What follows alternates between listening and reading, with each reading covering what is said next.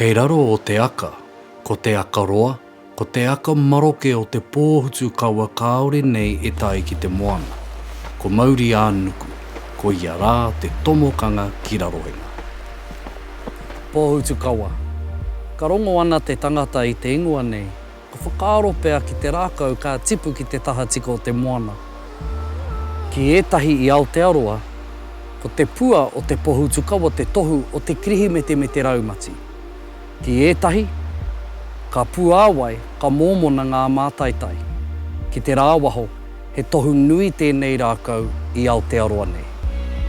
E ai ki ngā whakapono o te Māori, ka mate ana te tangata, ka wehe tōna wairua i tōna tinana, ā ka tīmata tana haere i te aro wairua. Ka mutu tēnei haerenga i te pito whakateraki rawa o te ika Māui, ki te wāhi e kia nei ko te rerenga wairua. Ka haere whakawaho atu te wairua ki te moana mā te pari kōhatu, kei reira rā tētahi pōhutu kaua tahito e tuana.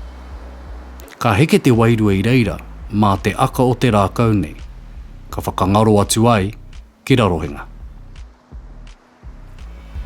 He harawa rā te hononga o pōhutu kaua e tū rā i te reinga, kia pōhutu kaua o te kāhui o Matariki. E hara, ko te mate. Ko pōhutu kaua te mātāmua o rehua rāua ko Matariki, ā he wahine te whetū nei. Ko pōhutu kaua te whetū e hono ana i a Matariki ki te hunga mate.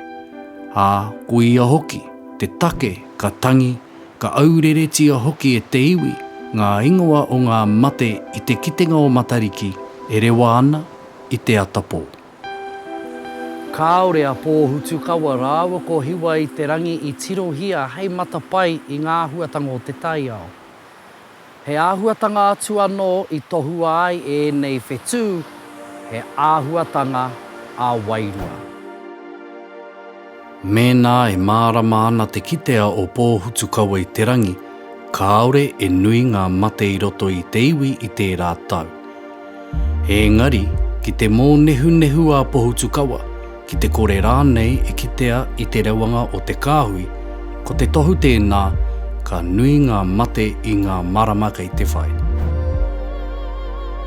Ko pōhutu kaua, te whetū e kawe ana i ngā mate, ka hāua, e te kupenga nui a Taramainuku.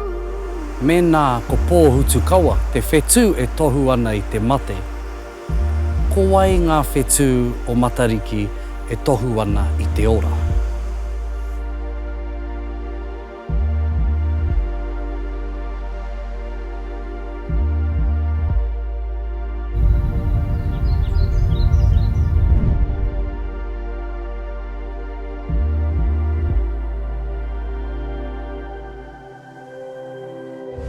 Ko te reo, te take.